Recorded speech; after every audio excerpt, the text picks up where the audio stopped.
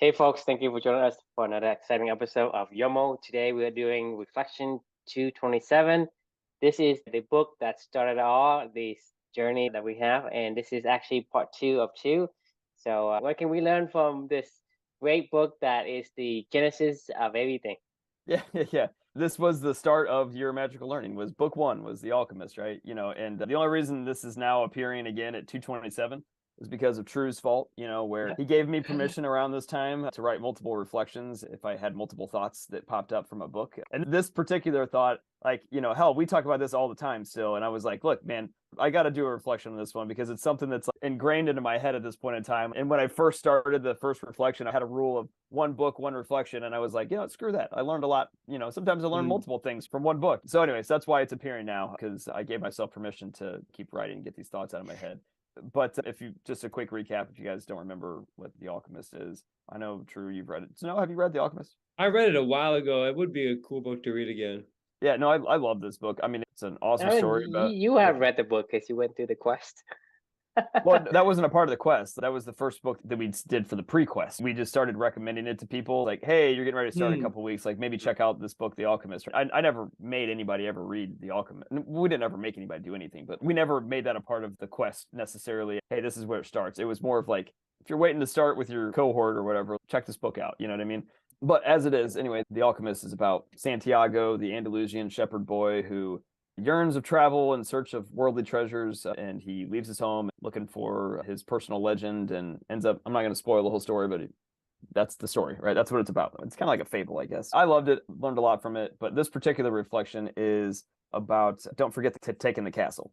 So start this one off with a little story from The Alchemist. I was kind of paraphrasing it a little bit. A shopkeeper's son was sent to learn the secret of happiness from the wisest man in the world. When the boy arrived at the wise man's castle, he waited 2 hours to finally meet the wise man. When he got a chance to talk to him, he said, I've been waiting for 2 hours and I'd love to learn about the secret of happiness. So the wise man said, I'm a little busy right now. Why don't you go take a tour around the castle for a couple hours and come back to me and I'll tell you the secret of happiness. He sends the boy on his way. And as he's leaving, he goes, oh, hang on a second. Gives him a spoon and he fills it up with oil. And he's like, do me a favor, when you come back, bring this spoon back with all the oil on it.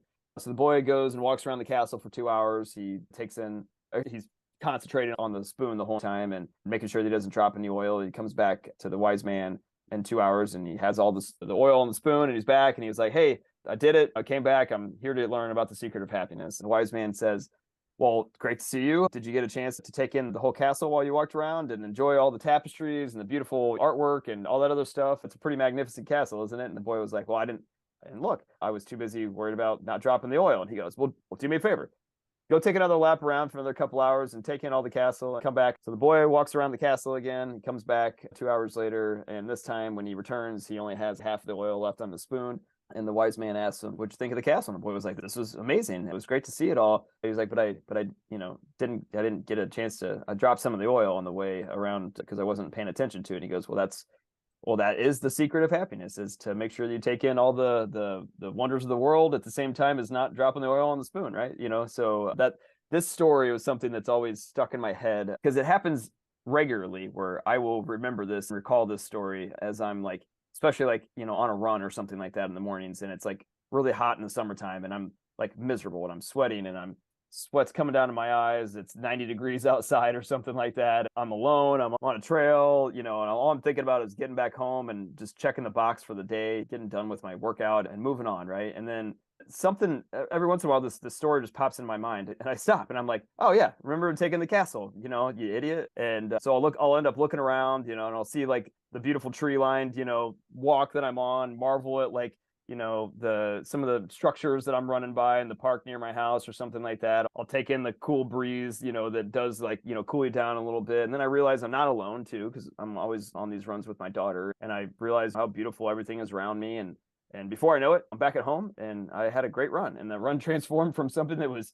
completely meaningless to something that was incredibly meaningful and something that I find a ton of joy in and something that just magically transformed from something I didn't want to do to something that I look forward to doing every single day, spending time with my daughter and finding more meaning in the stuff that I'm doing. So this is what I think about a lot, I guess, all the time. The story, I'm reminded of the story all the time. Whenever I'm doing some stupid shit, that I don't want to have to do. Then I think about making sure to remind yourself to take in the castle and see, like, I mean, this world's just freaking beautiful, and it's just awesome, all the stuff that we've done can do. And I guess that's the secret to happiness, right? Per the wise man, don't forget to look up every once in a while and remember what it's all about. It's not just about carrying the spoon and getting done with shit. It's, take it all in. So that's the reflection for the day. The question is, are you too focused on not dropping the oil sometimes? And how can you remind yourself to look up every now and then and take in the castle and soak in the beauty of the world? And yeah, I'll let you guys take it from there. Would love to get your thoughts.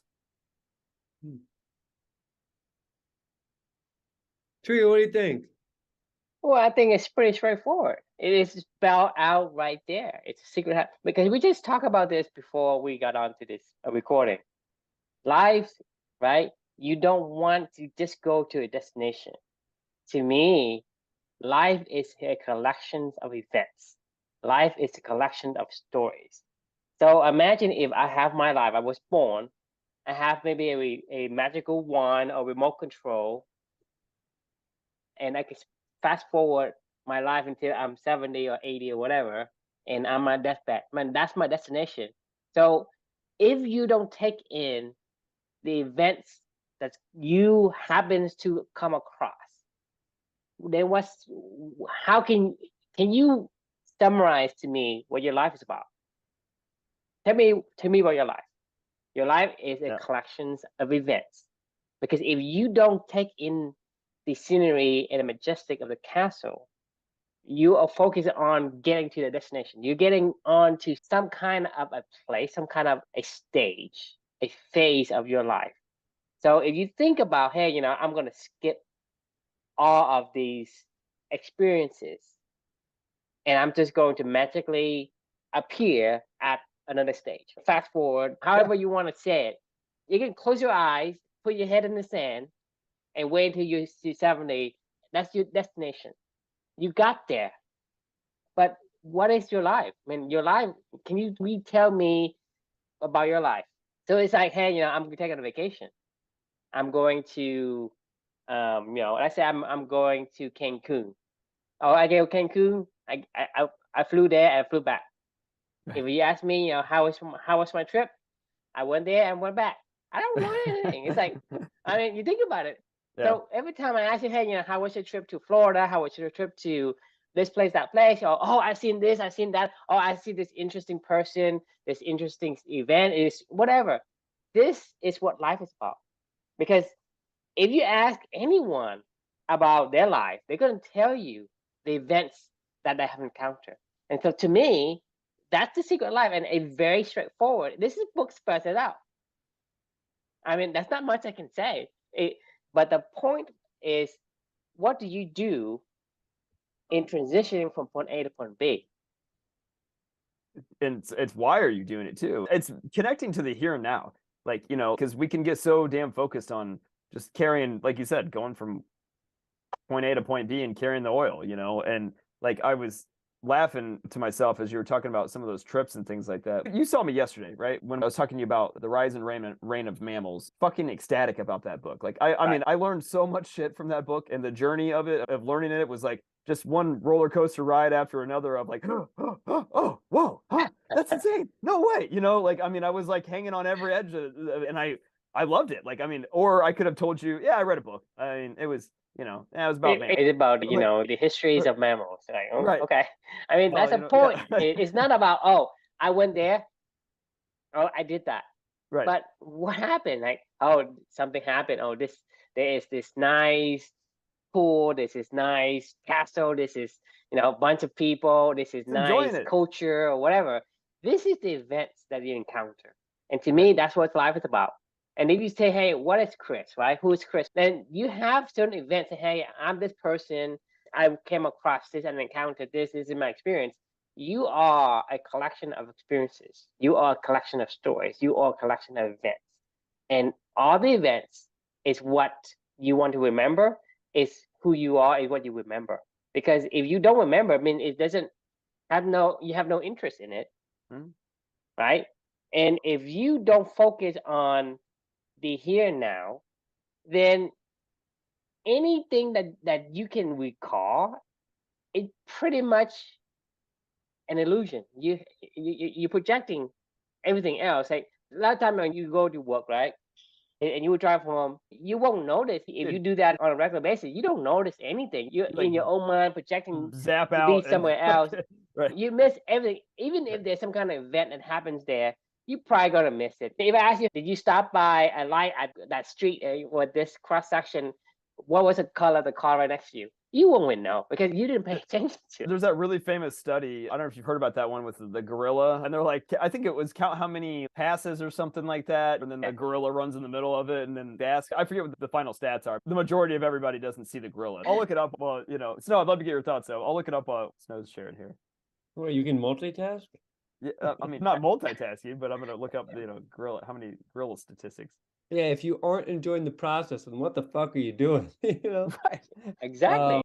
And yet, like, I think, like Chris, you alluded to, yeah, we can all find ourselves in that trap, whether, like, oh, I want to just get done with this run so then I can go do this and that. And it just makes me chuckle because, yeah, like Tree was saying, like, what if you just, like, had a remote control in your hand, like, all right, I'm just going to fast forward to, like, I get off the plane. All right, I'm going to fast forward till we get to there. I mean, who's to say what's the right way to live life, but it almost prolongs the enjoyment though if you do try to enjoy every moment, but also not every moment's going to be enjoyable though. I mean, right, I agree. Well, that's where you have the freedom to choose, because if you completely ignored it, you didn't have a choice in the first place.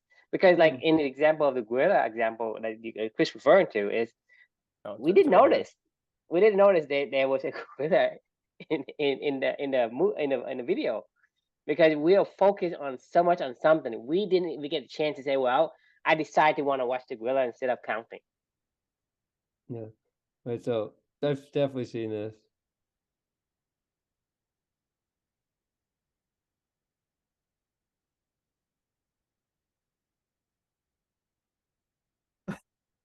That was a fucking gorilla. I don't understand how someone could not see the gorilla though. It says 50% of the people, over half of the people that watch this video miss the gorilla. Yeah.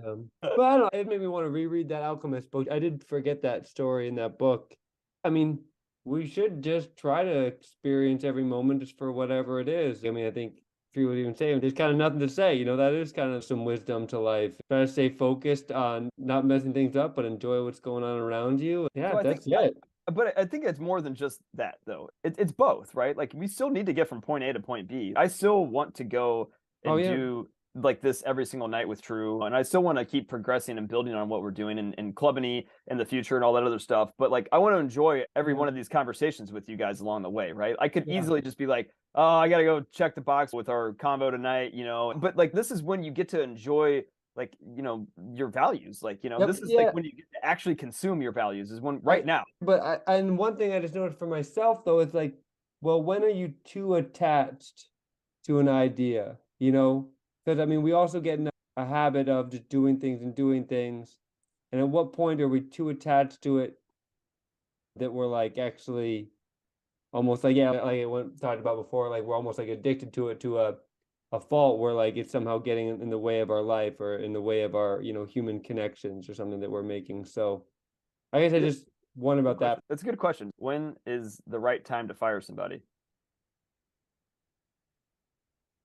The right time to fire somebody is when they aren't able to fulfill on the commitments or fulfill on the expectations that you've made explicit to them that are necessary for them to keep their job. I'm sure. I mean, if that's what you want to do. I don't know. That sounds very technical. I mean, it's kind of a joke, but like the right time to fire somebody is probably the first time you think about firing them, because for whatever reason you lost confidence in them and you're like, I don't think they can do it. To fail expectations.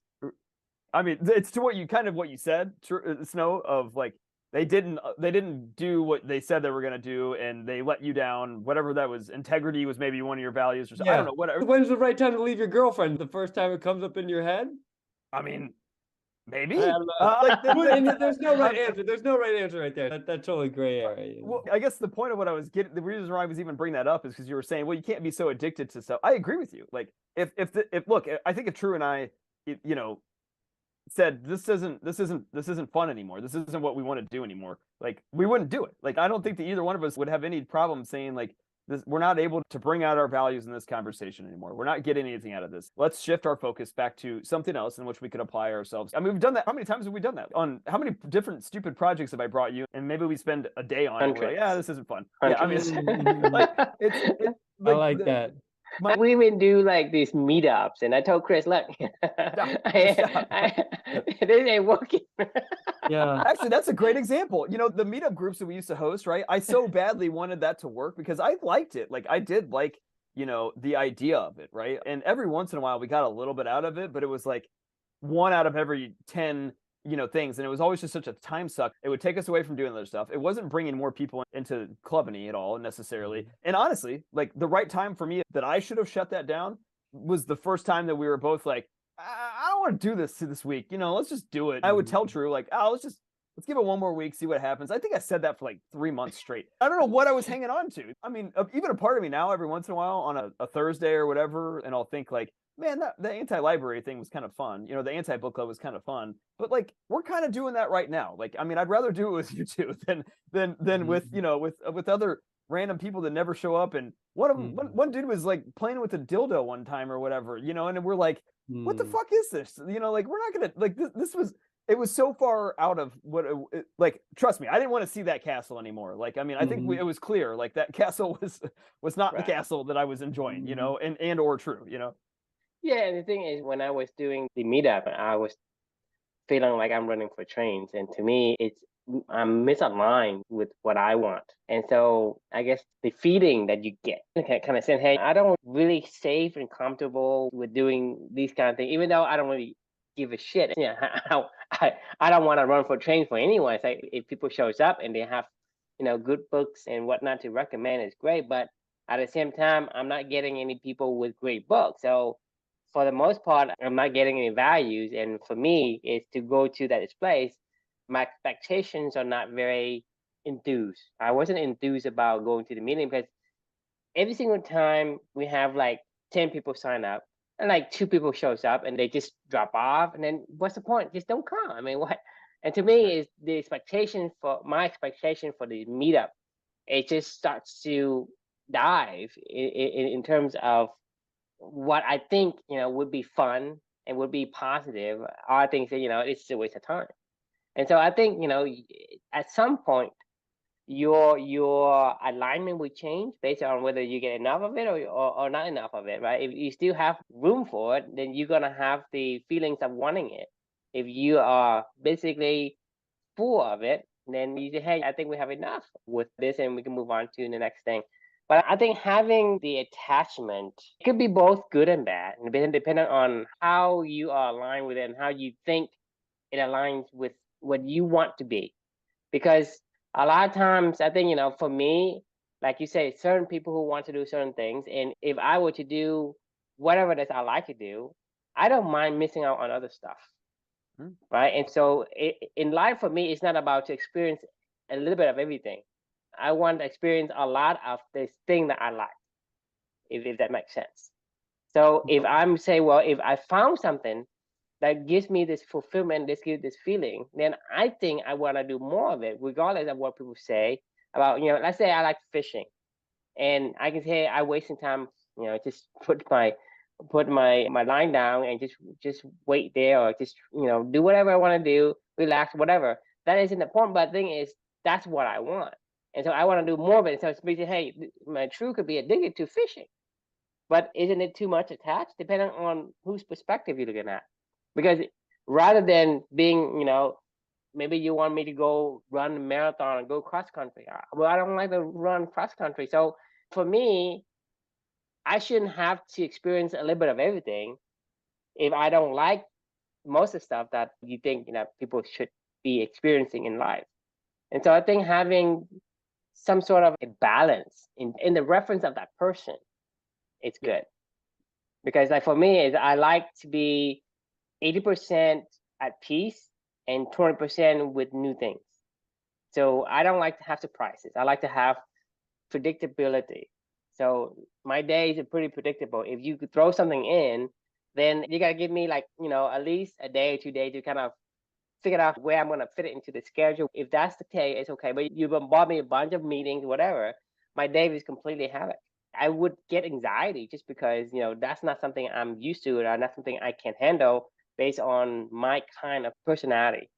And so I think having the attachment to something that really aligns and you think that is aligned is good. But at the same time, sometimes people mistake the need for something and like, hey, I'm going to eat the frogs, I'm going to rise, grind, repeat, and the hustling and whatever as this purpose or this goal or this whatever. And some people mistook that belief and took it to the core and do it the wrong way, even though say, hey, I must endure if I want to become successful.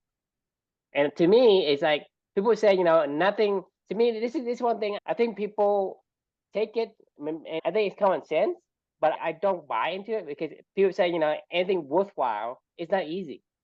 When they say anything is worthwhile, it's not easy, right? For me, in the beginning, it makes sense, but when I think about it, if it's worthwhile to you and you align with it, it should be easy for you. Yeah, it shouldn't be hard. I mean, like you're talking about, like, let's say Einstein, right? He does all his equations. To him, it's easy.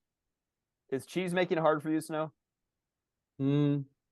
Parts of it, yeah. But hard in a good way or hard in a bad way? I mean, when you think about making cheese, do you go, this is gonna suck, or do you think this is gonna be fun? No. Right, playing tennis, there's challenging things going on a run. There's challenging things, but when you think about it, it doesn't take a negative perspective. Just anything, it has some good things and some bad things about it. But it has to be more majority, positive like than negative, right? the good things outweigh the bad things, though.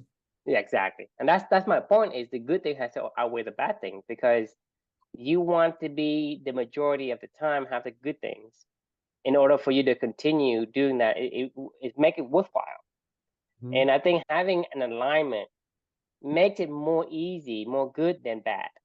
And I think that's what I'm saying is, people in today's society, and probably in past too, all these gurus and the personal development coaches out there, they get onto the, you have to sacrifice to get what you want. You have to trade this and that. You have to hustle and bustle to make it, to be successful. You have to, you have to eat the frog first. I mean, you go look at all the self-help books out there. This is basically the gist of what they say.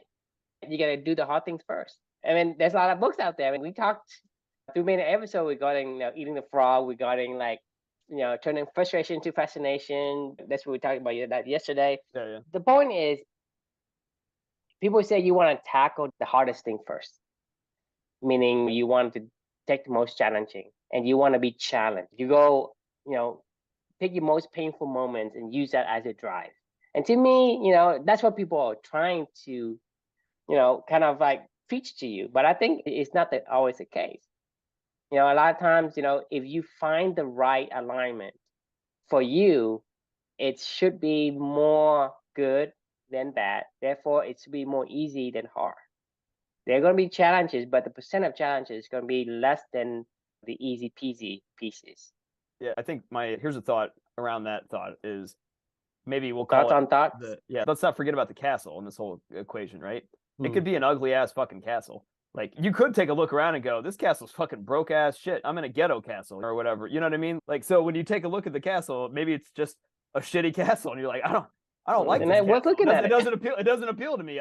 You know what? Here's your spoon bag. I don't want to do anything in this castle. You know what I'm saying? Like, you take in the castle and you're like, oh, it's a pretty beautiful castle, and I enjoy this castle. I'm going to try to figure out how to navigate through it and still do my stuff to be able to stay in it. I can stay in it. There could be a second part of this story is what I'm getting at. He goes to the wise man's castle and he takes a look around, and I don't know, it's like every room is boarded up, and there's, like, the windows are broken out. Like, you know what I mean? Like, it could totally be the opposite of that. Like, okay, here's the second, story of how to be the happiest person. If you find yourself in a place that's ugly as hell and you don't like it, get the fuck out. You get out of there.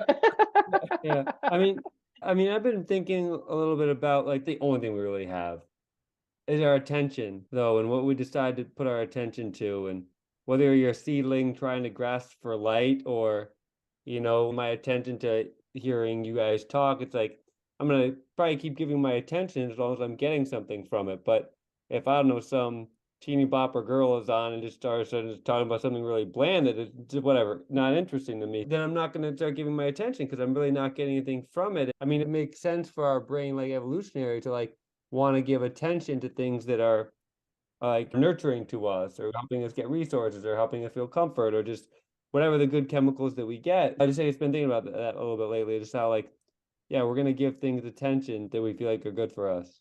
Yeah, the neural pathways that we have in our brain, like we actually they're like grooves and like channels and stuff like that, I guess. And like as you start to learn and grow, that neural pathway will take hold and expand and grow, right? But all the other ones aren't necessarily firing everywhere. We're like mining out one of those neural pathways when we do stuff that we really, really like. Well, I guess what I'm trying to say is we're agreeing with you. We're wired when we find something that we really like. It's like, oh, yeah, let's go. Let's keep going deeper down that, and we'll just exclude all the other stuff, The neural pathway, when you have a positive feedback. Yes. So whenever you have those emotions, like good emotions and bad emotions also does it. Bored emotion doesn't. Like emotion that doesn't relate to you at all. Because the thing is, when you have something that's painful, it's like, because human nature in itself wants to pay attention to things that's beneficial to us. Meaning, hey, I'm not gonna die. That's also beneficial. Meaning, like, so that's why the fear emotion is also pretty strong. Whenever it evokes the emotion, the connection, the neural connection, is strengthened very much. It probably strengthened twice as much as a positive connection. The connection that gives you like this bored feeling has zero weight. It doesn't even register, and you forget them and you ignore them. But like I said, when you're talking about the focus and attention, I think human nature's currency is attention. And when we pay attention, we want to get something that's of equal value in return from our perspective. So that means you don't want to pay attention to anything, right? You pay attention to something that you think is worth it to pay that to get back the benefit. So whether that's a beautiful castle, because you look at an ugly castle, it's not giving you the equivalent value in return of your attention. So to me, when you pay attention, right, you have to pay for something it's worth in equal value to you back. You're paying with your time. I mean, your time's your time is currency. That's everything. Like I said, you don't want to spend like $100,000 on a piece of napkin, right? It's not worth it. So we want to pay attention to the things that we think or we see has value based on who we are. Because some people may not like cars or houses, so their values and things will be different. And we want to make it more beautiful. No, go ahead. No, I was gonna say, and you want to make it more beautiful too. Like if I'm walking through a castle all the time, like eventually I'm just gonna be like, oh, I can make this like even prettier. You know what I mean? Like, and then that's when you get like really excited about it, and you start to put your spoon down nicely and go to work. Like use your own creativity on. I mean, let's say there are thousands of castles, but if you come across a castle you like, you can spend more time in it. You say, well, there's a castle in my presence, a castle far away. It's like a bird in the hand is worth twice the birds in the bush or something like that. Isn't that exactly what the story of the Alchemist is about at the end of the day? I mean, like he goes far and wide to seek his personal legend, only to realize the treasure was always there right back at home anyway, and he could be happy wherever he wants to be, I mean, like that's the whole, but you have to go through the journey to figure that out, right? And the journey is a part of the fun, but at the same time, it was always there. You just had to figure out a way to be able to see it. But the treasure has no value unless he went through the journey. Right. You know what I'm saying? Yeah. Because the thing is, he went through the journey. He experienced, he come across different people and experienced different things. And that's what makes the story a story that is worth listening to. Because you think about if he just basically said, oh, I have this money, I have this treasure. Well, this treasure is nothing more than just an object. Has no context, right? Has no context. So sometimes you like, maybe you like your favorite mug or your favorite hat or whatever it is, Why do you like that hat? It's the same hat as millions of other hats. But because that hat has a story. Maybe you use it to go play tennis and you some kind of event happened to you while you have that hat, whatever. That's what life is about. I got this in Hawaii on Luca's first trip. So, and it gives me good joy memories. Yeah, and you're absolutely right. Because the thing is, at the end of the day, it's not an object. Because I can pick up a piece of gold, but I have no idea what to do with it. It doesn't mean anything to me, right? But if I were able to use that piece of gold and to create more experiences for myself, then that piece of gold has some value. Yeah. The value is about the experience I will have with other people. Because I asked Chris this many times before, if you make $1 trillion a year, one constraint is you can't tell anyone and you can't spend it because people are gonna know, is it worth it? It's not, because that's not what you want. You want this relationship with other people. So the money or the things you want to get, it is so that you can use that to garner the relationship, to garner the experiences and the memories. That's who we are.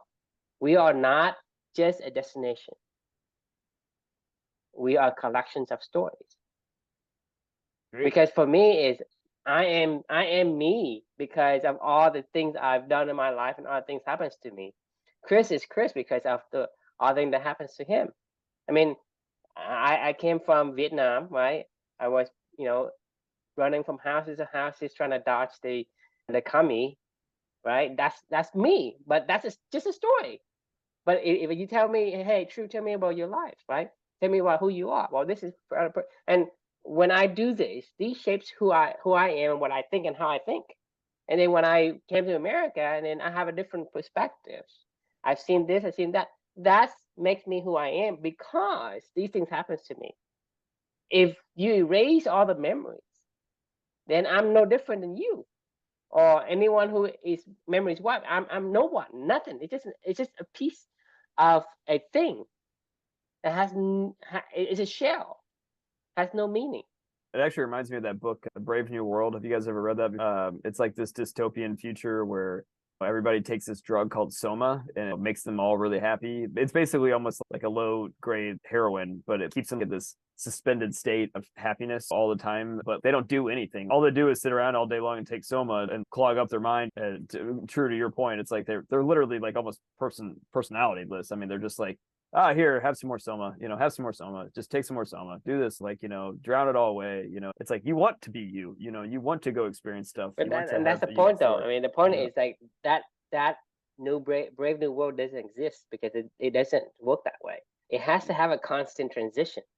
You can't say, well, take this drug and be happy, because you take that drug, it becomes equilibrium. That level is the new normal, when the new nothing, the new zero. To be happy, you got to move up, Right. up. Well, I think we have like those good natural systems. You're going to stop producing some serotonin and you'll feel bad and you'll start producing. I think it's kind of unique how it has natural cycles to it so that we can still feel just as good by not necessarily having a lot of inputs, as long as they don't try to just keep taking some Soma all the time or something like that. I mean, you think about the river, right? The point of the river is the water flow. If the water doesn't flow, isn't a river. It's just a stagnant pool of water. It's a swamp. I mean, it's what a swamp is a river that didn't go anywhere, right? Like it just pooled up, and it's gross and stagnant. I mean, I guess stuff can live in the swamp, but who wants to be in algae does live in the swamp, I think. So yeah, but it's no good. So kind of to maybe for a final question here. So what do you guys, what is your oil, and what do you need to, or what are you going to give your attention to sort of this week so that you enjoy both so you take care of the oil and enjoy the castle, but give it in some context. Oh, mine's easy. I mean, this is what this whole journey I've been writing about this whole entire journey. It's living for two with my daughter. It's finding that time to find my values in the stuff that I'm doing. Because when I do that with her, I find a flow state when I'm doing that kind of stuff. And when I find that flow state, it's like spending time with her for me. It's something that we can always spend time with. So if I find myself not enjoying those things, I immediately stop them at this point in time. I actually think your question you asked earlier was a really smart question. Like, when's the first time to break up with your girlfriends? Probably when you seriously want to break up with your girlfriend the first time, I think you should quit the shit. There's a reason why it repels you in some way, shape, or form, I've never thought about divorcing my wife. True, have you ever thought about divorcing your wife, ever? I haven't either. I've never even once considered divorcing my wife. And probably the day that I do, now that we're having this conversation, I'll probably remember this and I'll go, well, if that day comes, then, I mean, it's only downhill from there, right? So I mean, for me, when I find myself not being able to spend that time with my daughter and those value driven flow states of things that I like to do, I know when we do that stuff, nothing but great things happen, and I'm still able to stay connected with her. Stories like this happen, where we're 27 podcasts into a 365 book reflection tour of things that we learn every single day and talking to great people and enjoying life, right? I know I'm on the right path because these are compounding effect things that happen that way. So like, it's easy for me now to figure out where to give my attention to and where to not. Does that answer your question? No, it does. It does. I mean, because I mean, you have such a kind of a habitual pattern between like your values and your habits, and I mean, in the sense, if you're on a treadmill in a way of just like you know what you like to do and you do it. And just for the record too, I'm not thinking about breaking up with my girlfriend. That was just like a Yeah. random. No, I haven't thought about it. I haven't thought about but it. I do actually think that's a really good point. I think it's anything you're doing, man. Like the first time that you like ever thought about wanting to not be a teacher anymore, you probably shouldn't be a teacher. You know what I mean? It's But, limit, but right? I think within that role, I try to change things up, and I'm not saying I'm doing it right, but I do because I do agree with like the people, whether in the self-help books, can talk about like perseverance and persistence. Because like for me to become an organic vegetable farmer, which has been a goal of mine, I'm kind of like actually like, actually kind of wrote it down. That's my goal. It's like, but I know I don't want to be that in the normal market because of economic pressures and just from experience. But if I can become that through our school, even though at times it's hard and sometimes I'm having to do too much admin work or whatever, but it's like each year it's like getting more and more closer towards that though. That's perfect. Like, fuck it, I'm done. That's perfect because I hate working for companies because I know what we're capable of doing on our own and what we want to get to. But the only reason why I'm working at the company that I work at right now is because I get to build culture. I get to do Club and Light in this company where somebody's supporting it. And I know that is what I'm doing. That outweighs the bad of all the other shit that I had to do at this point in time. The moment that those scales tip, I'll go figure out how to go do this stuff again in another place and modify that to continue on down the stream that I want to go down. But to your point, like that's the perfect thing of what you should do. That is going downhill. That is the art of running downhill. That is going downstream. You took what you already had and you found ways to bring out your values. Because I also can't change how much teachers make. That's why I'm also getting into real estate. I do think teaching is a good thing to do or has a good cause as long as I can balance myself and have some agency in my job. I do like giving advice to young people. It's rewarding. I feel like I have something to give. But I don't think I'm going to be able to make $80,000-$90,000 doing it. So with real estate, how can I end up accruing wealth that way and still teaching and doing my farming thing? That's essentially your castle view and the oil. I mean, the oil is real estate. You have to do this so that you can do the things that, it brings you fulfillment. Just like for Chris, it's like he played tennis, right? But he pays to play tennis. It doesn't pay him to play tennis, but he wants to play tennis. So he goes to work for a company so that he can play tennis, right? So it's that spoonful of oil. You have duties so that it allows you to walk around the castle. You can't just walk around the castle and do nothing.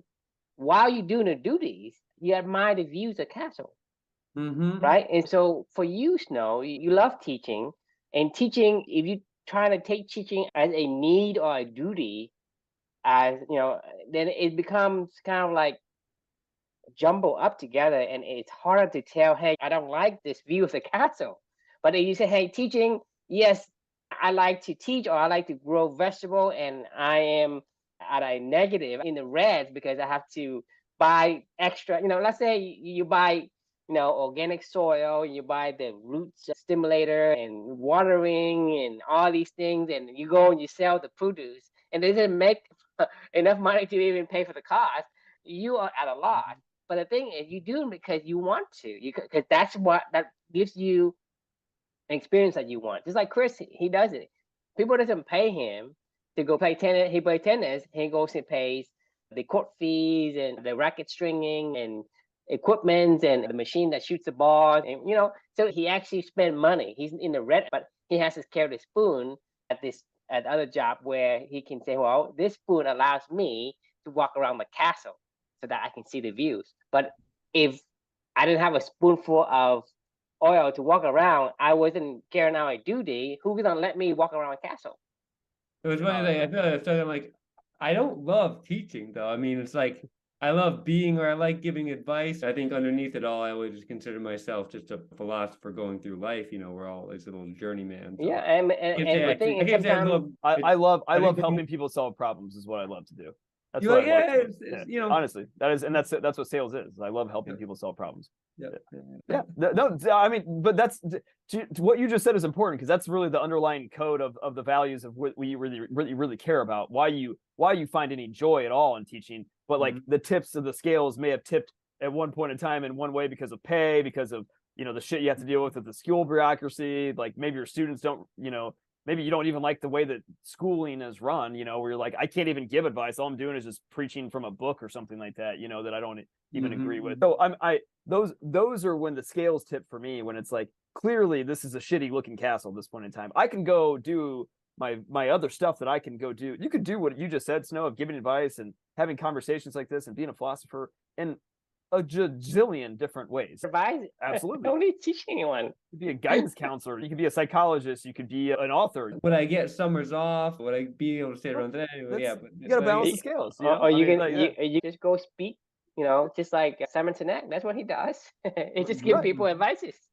Well, my barometer test would be: are you running downhill, meaning do the scales tip where you're going downhill, or does the scales tip where you're running uphill? If you're running uphill, then fucking quit. Like if you're running downhill, then it's fine. Running downhill hurts my knees. I like running uphill because I feel like I get some more endorphins that way. You don't like running downhill?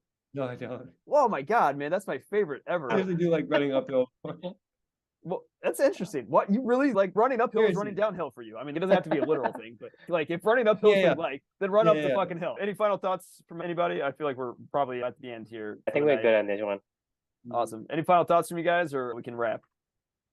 Yeah, it's pretty straightforward. You should be more present to be able to decide if that's something you want to pay attention to or not. If you are too busy carrying the oil, you didn't even get an opportunity to decide whether that, hey, I should take a look at this majestic castle. And I think that's a shame because it removes the choice. You don't even get to decide whether, hey, I can take a peek or no. So Look Up. You guys remember that movie, Don't Look Up? You guys heard of that one? Yes. The one that was on Netflix is hilarious because there's like a fucking asteroid coming like straight up, like everybody can see. There's no asteroid. Don't look up. Don't look up. And now there's like political chanting, like don't look up. Don't look. That's what I want you to do. And they're like, we're gonna die. Everybody, just look up. It's coming right at us. No, don't look up. So anyway, I was gonna say my final thought would be look up, and decide whether or not there's an asteroid coming at you or whether you like the night sky. Thanks everybody for joining, and we will see you all tomorrow night. Sounds good. Good night.